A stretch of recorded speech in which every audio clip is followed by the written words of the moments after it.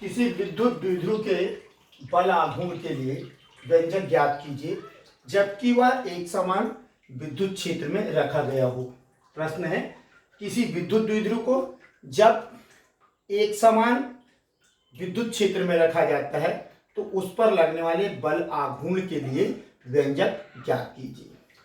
Answer देखो, यहां भी क्या कहा है, प्रश्न को पहले समझ लो कि विद्युत द्विध्रुव को कहाँ रखा जा रहा है, एक समान विद्युत क्षेत्र में रखने पर उस पर लगने वाला बल आघूर्ण का व्यंजक ज्ञात कीजिए। मतलब तीन बातें हैं, एक विद्युत द्विध्रुव, उस विद्युत द्विध्रुव को हम कहाँ रख दें, उस विद्युत द्विध्रुव को हम रख दें एक समान विद्युत क्षेत्र में, और तीसरा जब एक समान विद्युत क्षेत्र में रखा जाएगा तो निश्चित तौर पर उस पर जो बल लग रहा है उसके कारण उसमें घूर्णन उत्पन्न होगा या आघूर्ण उत्पन्न होगा। उस आघूर्ण के लिए व्यंजक ज्ञात कीजिए।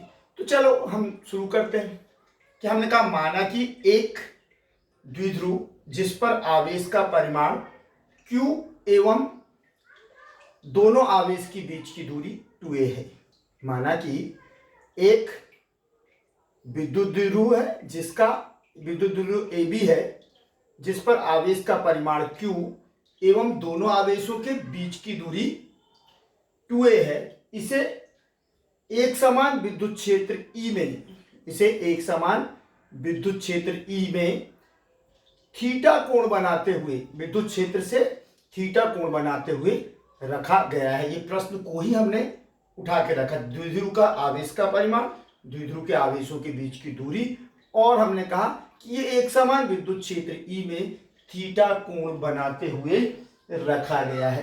तब इस पर लगने, तब इस विद्युत द्विध्रुव का द्विध्रुव आघूर्ण कितना हो जाएगा, जिसे हम P से व्यक्त करते हैं, डायपोल मूवमेंट जिसे कहते हैं, वो P इज इक्वल टू होता है Q इंटू 2a।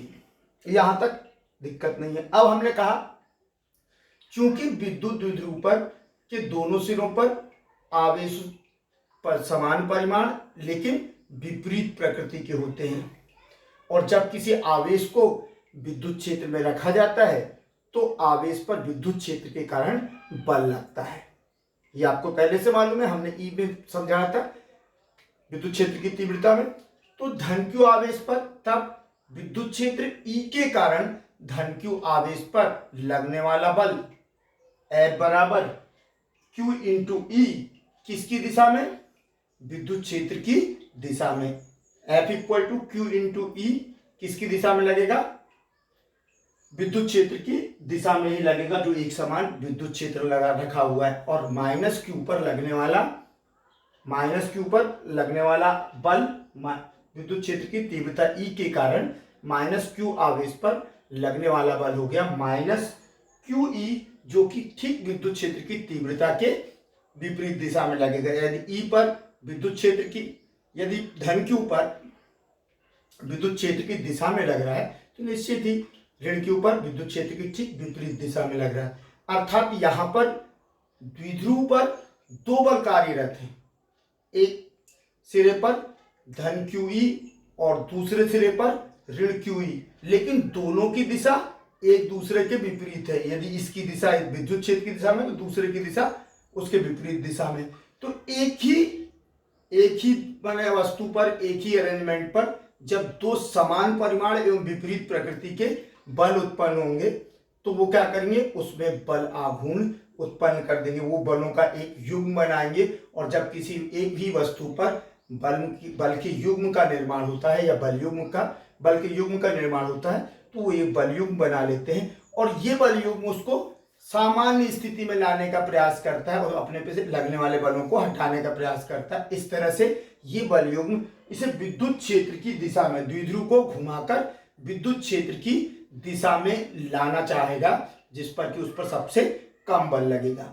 अब चूंकि दोनों पर, एक पर धन QE आवेश लग रहा है बल का परिमाण, और दूसरे पे माइनस QE आवेश, यदि हम दोनों को जोड़ दें तो द्विध्रुव पर लगने वाला कुल बल का मान शून्य हो गया। कुल बल का मान शून्य हो गया क्योंकि नेट फोर्स जो है का कुल परिमाण कितना है, शून्य। और नेट फोर्स किसके काम आता है, वस्तु को स्थानांतरित करने में, वस्तु में त्वरण उत्पन्न, रेखीय त्वरण उत्पन्न करने के लिए। जबकि बलों का युग्म यदि एक ही वस्तु पर बल युग्म निकल रहा है तो उसमें घूर्णन गति उत्पन्न करता है।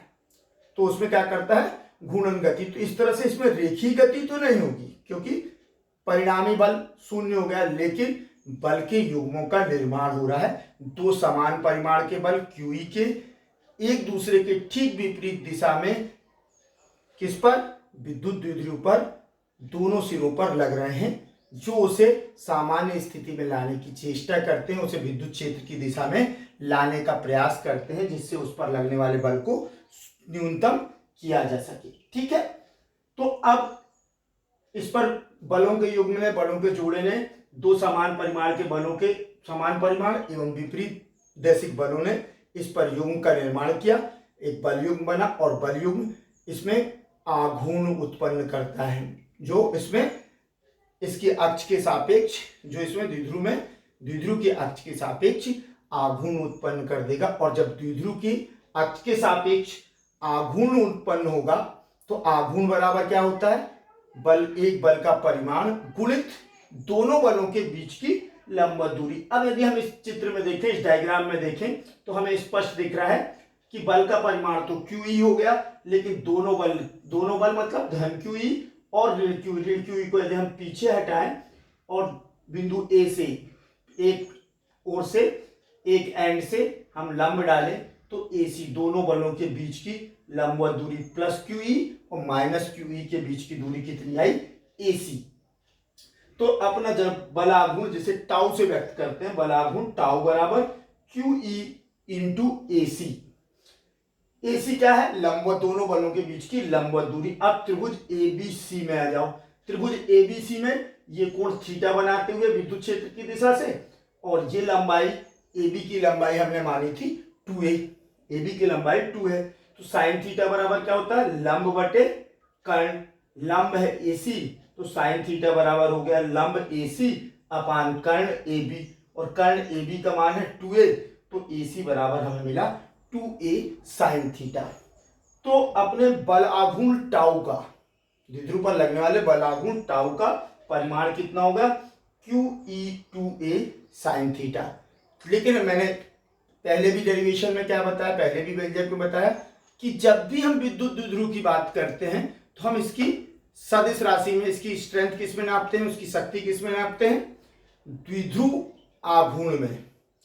तो बल आघूर्ण को भी हम किस में दर्शाएंगे, द्विध्रुव आघूर्ण में। और द्विध्रुव आघूर्ण बराबर क्या होता है, Q इंटू 2a।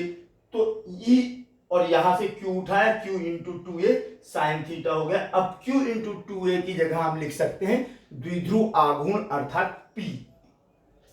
तो टाउ बलाघूर्ण, द्विध्रुव पर लगने वाला बलाघूर्ण बराबर PE साइन थीटा। ये हमें मिला बल का परिमाण, किसी द्विध्रुव पर लगने वाले बल का परिमाण PE साइन थीटा होता है। लेकिन बल आघूर्ण एक घूर्णन गति को, चक्रीय गति को व्यक्त करता है। ये स्वयं एक क्या है, सदिश राशि है। बलाघूर्ण एक सदिश राशि है और द्विध्रुव का आघूर्ण भी एक सदिश राशि है, जिसकी दिशा ऋण आवेश से धन आवेश की ओर होती है, और विद्युत क्षेत्र की तीव्रता भी एक सदिश राशि है।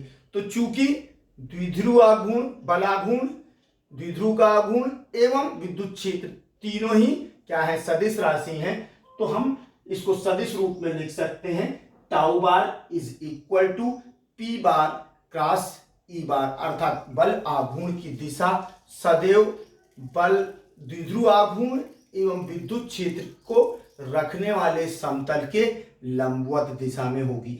अर्थात जो द्विध्रुव आघूर्ण की दिशा है, द्विध्रुव आघूर्ण की दिशा क्या होगी, बलाघूर्ण और बलाघूर्ण की दिशा क्या होगी, द्विध्रुव आघूर्ण और विद्युत क्षेत्र की तीव्रता, विद्युत क्षेत्र को दिशा को रखने वाले समतल के लंबवत। अर्थात यदि विद्युत क्षेत्र इस तरह से है, विद्युत क्षेत्र को अपन ऐसा मान लें और द्विध्रुव आघूर्ण इस तरह से रखा हुआ थीटा कोण बनाते हुए इस तरह से रखा हुआ, तो इसकी गति कैसी होगी, इसी समतल में लंबवत हो जाएगी। तीन लंबवत दिशाएं होती हैं, ये एक लंबवत ले लिए, ये एक लंबवत ले लिए दो, और इसके लंबवत यदि घूमेगा और इसके लंबवत तीसरी दिशा, ये तो विद्युत क्षेत्र में इस तरह से घूमने के लिए क्या हो जाएगा, द्विध्रुव आघूर्ण माने बल आघूर्ण स्वतंत्र होगा। अर्थात दोनों के लंबवत दिशा में, किसके किसके, बल आघूर्ण की जो दिशा है, और जैसे यहां पर चित्र में ये दिख रही बल किसकी, द्विध्रुव आघूर्ण की दिशा, और ये क्षेत्र की दिशा है, तो इसके लंबवत कौन गति करेगा,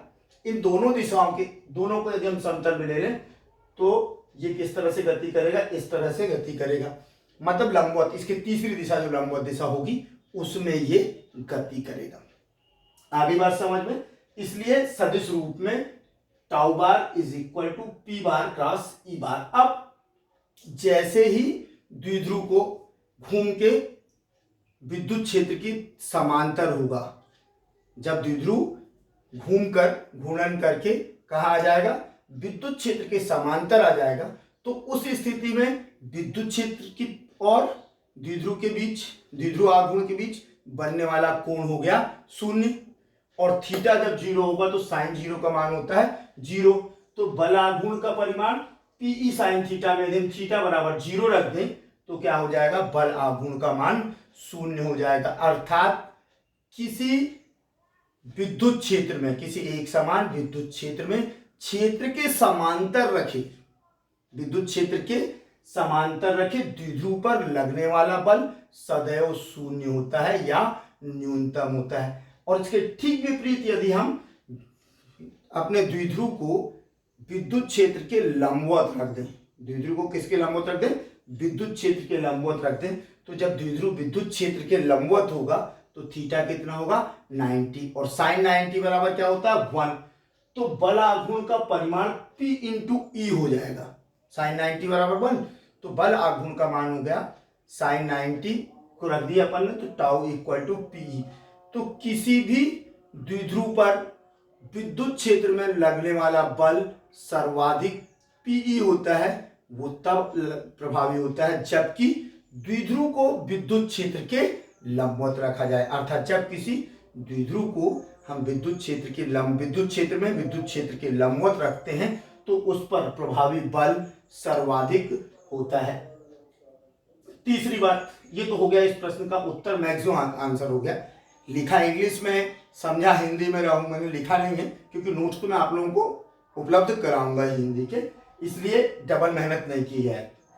अब आते हैं कहां, When a dipole is placed in a non-uniform electric field, यदि विद्युत द्विध्रुव को हम एक समान विद्युत क्षेत्र, अर्थात जिसके प्रत्येक बिंदु पर विद्युत क्षेत्र की तीव्रता का मान एक समान होता है, ना रखकर किसमें रख दें, असमान विद्युत क्षेत्र में रख दें।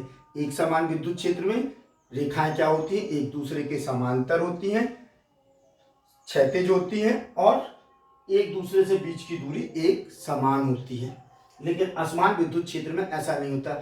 अब यदि हम किसी असमान विद्युत क्षेत्र में विद्युत द्विध्रुव को रखेंगे तो ऐसी स्थिति में तीन स्थितियां बनती हैं। यदि हमारा द्विध्रुव असमान विद्युत क्षेत्र से कुछ कोण बनाते हुए रखा जाता है, असमान विद्युत क्षेत्र से कुछ कोण बनाते हुए रखा गया है, एक निश्चित कोण थीटा बनाते हुए रखा गया है, तो ऐसी स्थिति में क्या होगा कि यदि हम मान लें, इस डायग्राम को देखो कि विद्युत द्विध्रुव के धन वाले सिरे पर विद्युत क्षेत्र की तीव्रता अधिक हो गई, E1 हो गई, और ऋण वाले सिरे पर विद्युत क्षेत्र की तीव्रता E2 E1 से कम है। असमान विद्युत क्षेत्र माने हर बिंदु पर विद्युत क्षेत्र का मान समान ना होकर अलग अलग होना। अब हमने कहा द्विध्रुव को इस तरह थीटा कोण बनाते हुए रखा गया है कि उसके धन आवेश वाले हिस्से में, धन आवेश वाले भाग में धन आवेश पर लगने वाला विद्युत क्षेत्र की तीव्रता E1 ऋण आवेश पर लगने वाले, ऋण आवेश के रखे विद्युत क्षेत्र की तीव्रता E2 से अधिक है। तो क्या होगा, धन आवेश पर लगने वाला बल हो गया QE1, और ऋण आवेश पर विद्युत द्विध्रुव के ऋण आवेश पर लगने वाला बल हो गया -QE2। QE1 का मान QE2 से बड़ा होगा क्योंकि E1 E2 से बड़ा है। क्योंकि E1 सघन है और स्ट्रॉन्गर है E2 की तुलना में, इसलिए QE1 QE2 की तुलना में बड़ा होगा। और जब बड़ा होगा तो दोनों का अंतर क्या हो जाएगा, दोनों का अंतर अर्थात कुल परिणामी बल जो उस पर लगेगा वो QE1 QE2 टू हो जाएगा। ये एक दूसरे से निरस्त नहीं होंगे बल्कि QE1 माइनस QE2 लग जाएगा। ये परिणामी बल उसे रेखीय गति के लिए बाध्य करेगा। ये परिणामी बल उसे रेखीय गति के लिए बाध्य करेगा। अब बल किधर रहेगा ज्यादा? तो धन क्यू आवेश की ओर। धन क्यू आवेश कहाँ है? सघन क्षेत्र की ओर। तो अब क्या होगा? इस पर एक बल लग रहा है, कुल परिणामी बल QE माइनस QE2। तो ये इसको, चूंकि धन क्यू वाला हिस्सा सघन क्षेत्र में है, तो ये इसको सघन क्षेत्र की ओर ढकेलेगा, रेखीय गति करने के लिए बाध्य करेगा। दूसरी बात कि भाई बल आघूर्ण का क्या हुआ? तो बलों का एक युग्म अभी भी बन रहा है, एक ज्यादा एक कम। द्विध्रुव के दोनों सिरों पर दो बल असमान परिमाण के दो बल विपरीत दिशा में लग रहे हैं। बल अभी भी दो लग रहे हैं, दोनों सिरों पे लग रहे हैं, दोनों की दिशाएं एक दूसरे के विपरीत है। बस अब परिमाण एक समान नहीं है, परिमाण अलग अलग है। तो जब युग्म का निर्माण होगा तो निश्चित ही आघूर्ण उत्पन्न होगा। तो अर्थात यहाँ पर घूर्णन गति भी होगी, जो कि द्विध्रुव को घुमाकर क्षेत्र के समांतर लाने का, विद्युत क्षेत्र के समांतर लाने का प्रयास करेगी। तो इस स्थिति में द्विध्रुव पर लगने वाले दो बल होंगे, एक स्थानांतरी बल जो उसे रेखीय गति करने के लिए बाध्य करेगा, जो कि QE1 माइनस QE2 रहेगा, और दूसरा बलाघूर्ण टाउ बराबर द्विध्रुव आघूर्ण गुणित विद्युत क्षेत्र की तीव्रता सदिश विद्युत क्षेत्र की तीव्रता आर बार क्या है? यहाँ स्थिति सदिश है। किसके? विद्युत द्विध्रुव के केंद्र का स्थिति सदिश, विद्युत द्विध्रुव के केंद्र का स्थिति सदिश, ये टाउ का मान हो गया। अब दूसरी स्थिति आते हैं हम कह रहे हैं, अभी हमने कहा कि जब एक समान विद्युत क्षेत्र में द्विध्रुव को क्षेत्र के समांतर रख दो तो उस पर द्विध्रुव आघूर्ण शून्य होता है। उस पर क्या रहता है? द्विध्रुव आघूर्ण शून्य होगा, क्योंकि थीटा का मान 0 हो जाएगा। अब हम कह रहे हैं कि एक द्विध्रुव असमान विद्युत क्षेत्र में क्या है? क्षेत्र के समांतर रखा गया है। यदि क्षेत्र के समांतर रखा गया है और धन क्यू आवेश कहां हो गया? सघन क्षेत्र में। धन क्यू आवेश कहां पहुंच गया? सघन क्षेत्र में, और ऋण क्यू आवेश विरल विद्युत क्षेत्र में है।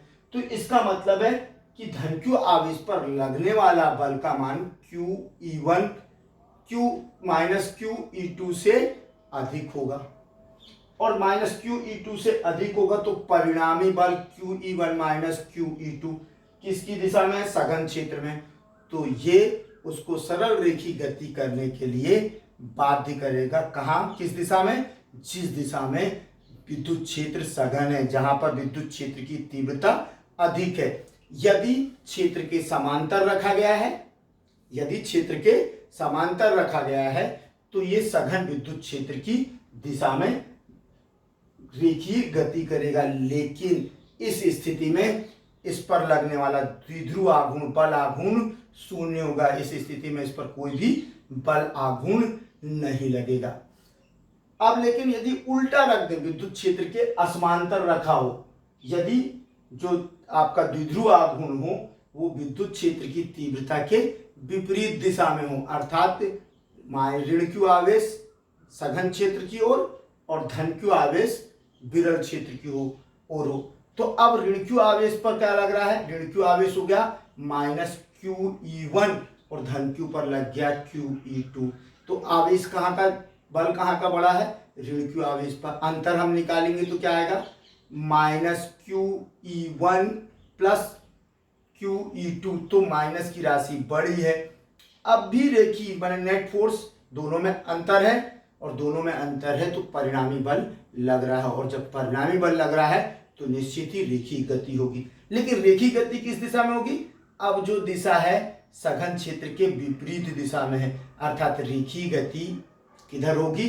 सघन से विरल क्षेत्र की ओर। जिधर विद्युत क्षेत्र की तीव्रता कम हो रही है उस तरफ उसको ढकेला जाएगा। यदि ये चलने के लिए द्विध्रुव आपका स्वतंत्र है तो ये सघन क्षेत्र से विरल क्षेत्र की ओर खिसकने लगेगा। ये आपका द्विध्रुव आघूर्ण था।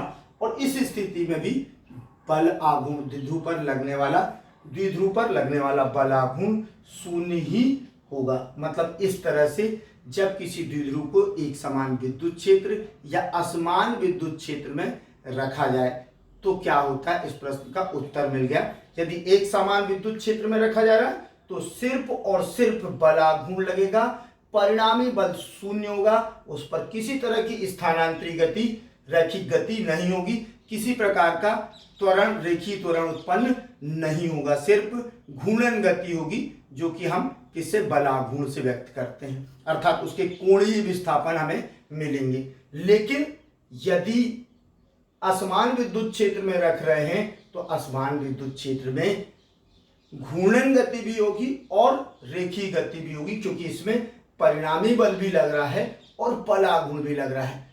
परिणामी बल भी लग रहा और बल आघूर्ण लगने, दोनों के लगने के कारण इसमें स्थानांतरी और घूर्णन गति दोनों होंगी। मतलब पृथ्वी की तरह गति करेगा, ये गोल गोल घूमते हुए फिकाएगा, आगे चलेगा।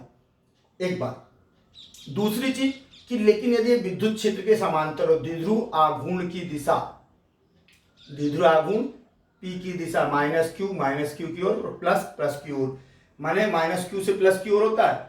तो यदि द्विध्रुव आघूर्ण के समांतर है विद्युत क्षेत्र, तो ऐसी स्थिति में ये द्विध्रुव में सिर्फ स्थानांतरी गति होगी, कुल परिणामी बल लगेगा और घूर्णन बल आघूर्ण शून्य होगा। लेकिन जस्ट अपोजिट यदि उल्टा रख दें हम कि बल आघूर्ण के विपरीत दिशा में समांतर हो विद्युत क्षेत्र की तीव्रता के, तो ऐसी स्थिति में केवल स्थानांतरी बल लगेगा और कोई रैखिक त्वरण काम नहीं करेगा, बल आघूर्ण भी शून्य होगा। ये प्रश्न आपका कंप्लीट हो गया। ठीक, ओके।